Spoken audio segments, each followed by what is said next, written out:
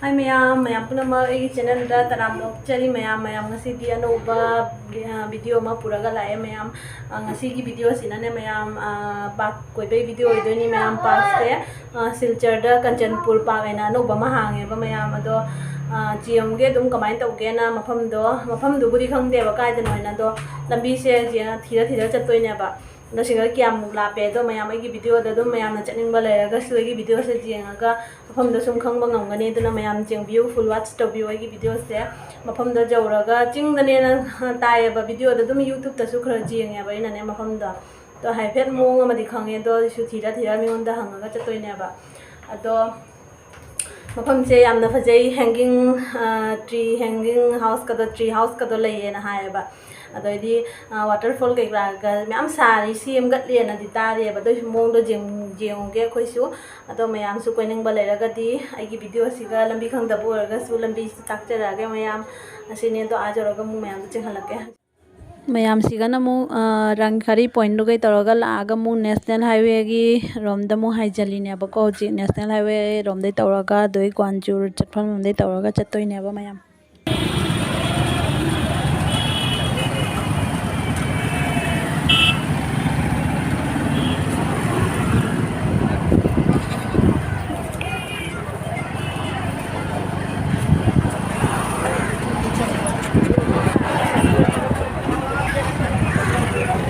Kanchanpur trong hôm nay chale em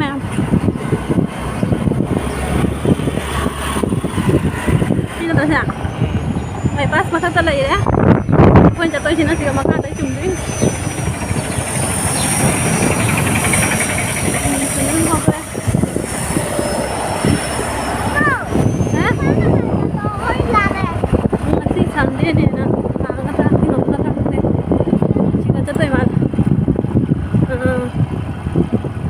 सीधा चतोय बा सुंदर रास्ता में सीधा दो खरनी तो सीधा चलनी आला का हम लेती है से चतोय काकी पार्क कुन दिगे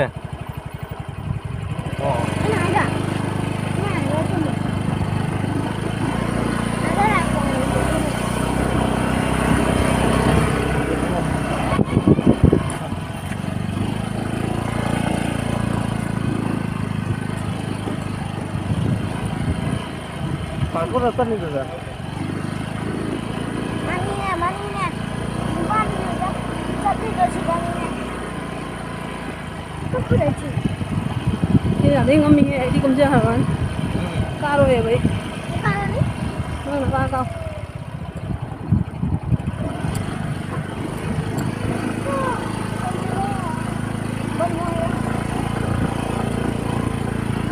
Segala yang empat tu.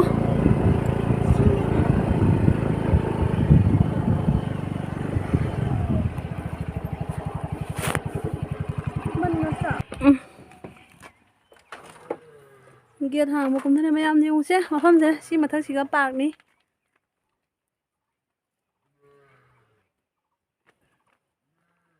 गाड़ी उठानी जाइबो नी काकू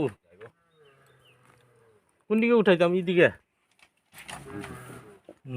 উঠাও লিখি উঠাও লিখতাম নি ওই 100 টাকা দিই দুইজনে entry tawri ma'am entry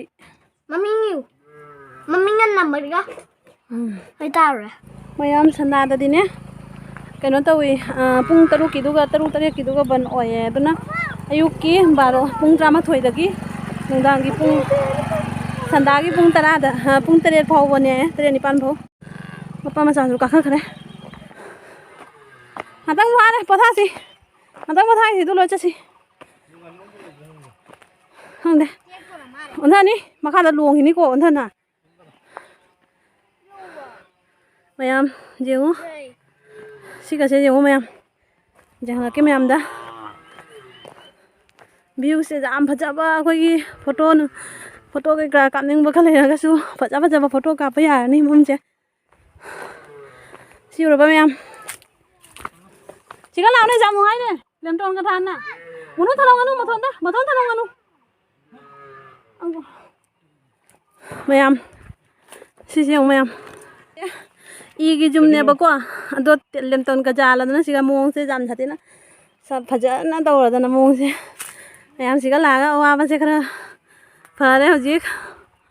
ꯄꯣꯠꯁꯦ ꯃꯐꯝꯁꯦ ꯎꯕꯗ ꯌꯦꯡꯉꯨ ꯃꯌꯥꯝ ꯏꯅ ꯁꯥꯏꯅꯦꯕꯀꯣ ꯂꯥꯏꯠꯀ ꯇꯧꯅꯅꯦ ꯊꯝꯃꯤꯁꯦ ꯂꯥꯏꯠꯀ ꯇꯧꯔꯗꯅ ꯃꯌꯥꯝ ꯑꯗꯣ ꯁꯦ ꯃꯣꯏꯅ ꯍꯥꯏꯔꯤꯑꯕꯀꯣ ꯁꯤꯒ ꯄꯤꯛꯅꯤꯛ ꯆꯥꯅꯕꯁꯨ ꯌꯥꯅꯤ ꯄꯤꯛꯅꯤꯛ ꯁꯥ ꯃꯤ ꯂꯥꯛꯑꯁꯨ ꯃꯣꯏꯒ ꯍꯥꯟꯅ ꯀꯣꯟꯇꯦꯛ ꯇꯧꯅꯕ ꯇꯥꯏꯕ ꯃꯌꯥꯝ ꯀꯣꯟꯇꯦꯛ ꯇꯧꯅꯔꯒ ꯑꯗꯨ ꯂꯣꯏꯔꯒ ꯅꯨꯅꯨ ꯃꯊꯣꯟ ꯆꯠꯈꯤꯅꯨ ꯕꯕꯥꯕꯨ ꯂꯩꯌꯨ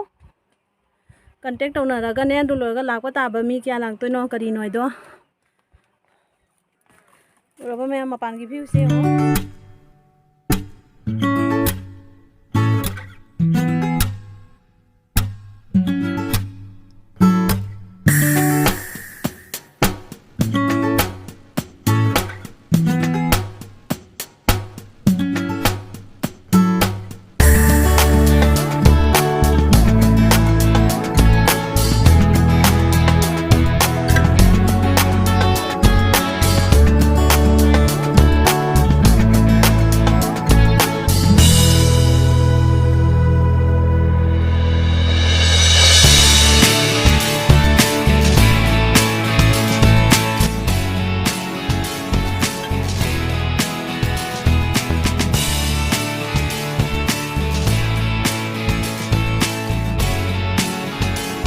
sigai mo maya mathak tamu kare hojik si nuông chu da pokhai mai moi si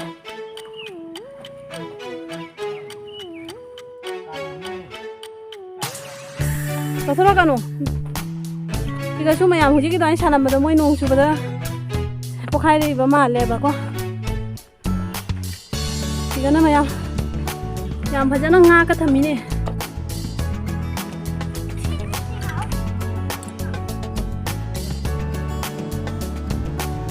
fazada yung ma'am nga sulay manungda nga chawri manungda so round se jam dei ni ne gaya jadi ma'am ka hapa was okay karo ek jaya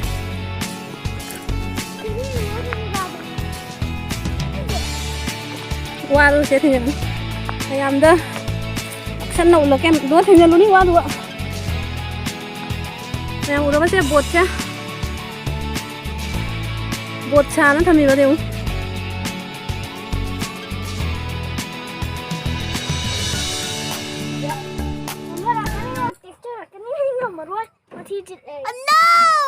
mà thi xịt lên khơi bay cái khơi bay cái dùng mama khơi mama mama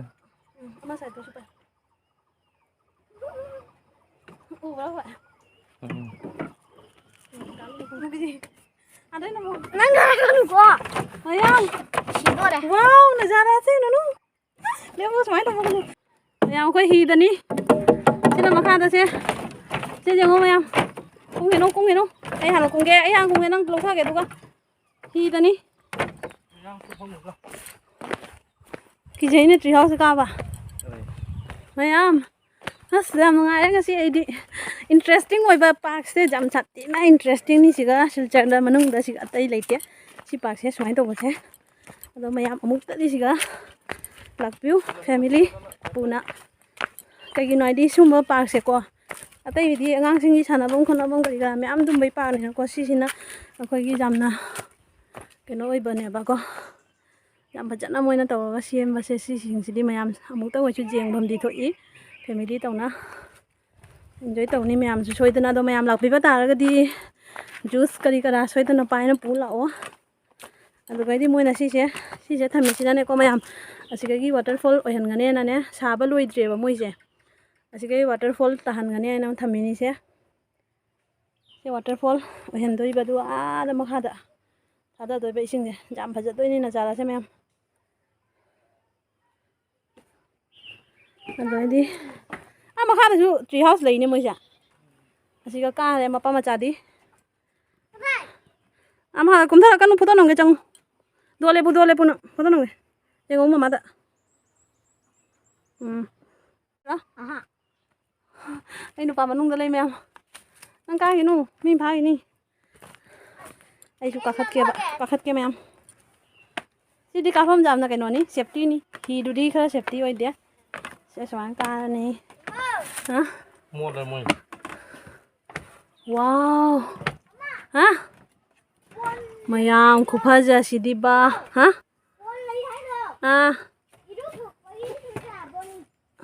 yang mayam tor lem ton ji mang da si u ji ga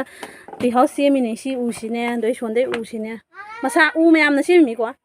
pullaga na dra ma khatang da masa tora si mi ra mayam ji ho ai di nungai ba na lo re mayam si ga phama se moi cha mo na tham me ko fa na na tor ma di se ka phama ka enjoy tàu đó vẫn ra ni wow mayam tree house này hana taram mano hanji to ngo phange nungai da ba nu kari feeling ngoi haro nge mama da ha ai cái chung thằng này cái feelings to nang kari feelings to haro ba ai cao rồi ai ma asiga laga nang da kari phau ge ba nungai ba phau ba nungai da nungai phau ye kyam nungai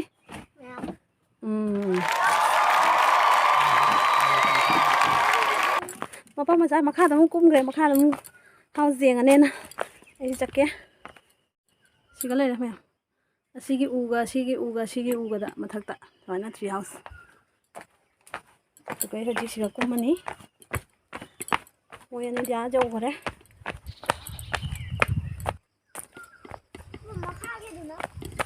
anh đi đâu đi nhớ nó đây nó bao giờ nó biết là cái photo mà nó cho nó vào mà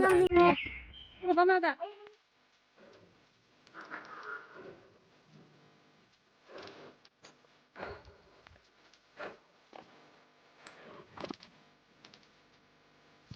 xin cảm ơn chắc cái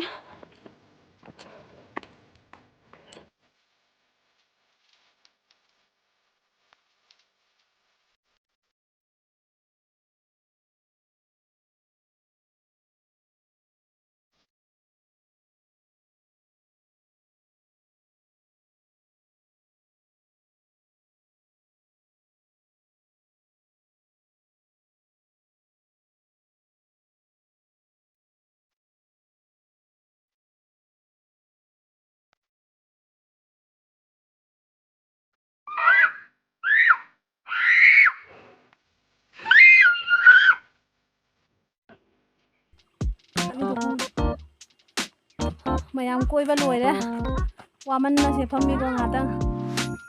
adai chala roi lo ra dukan moi se dukan le di hai ba du do dukan je hoji thong hang de doi di koi na khang da bani na ne sing bu parau dre doi fruity su jus ke ka kem parau dre aduna wa pa na loi re ado mayam na la ka da ba le ga su la ga su ising gumba jus gumba dum pai na puna la pio ba ko ado siga su jon bu di joli ai de hoji ti hang de dukan ado wa ba di lo re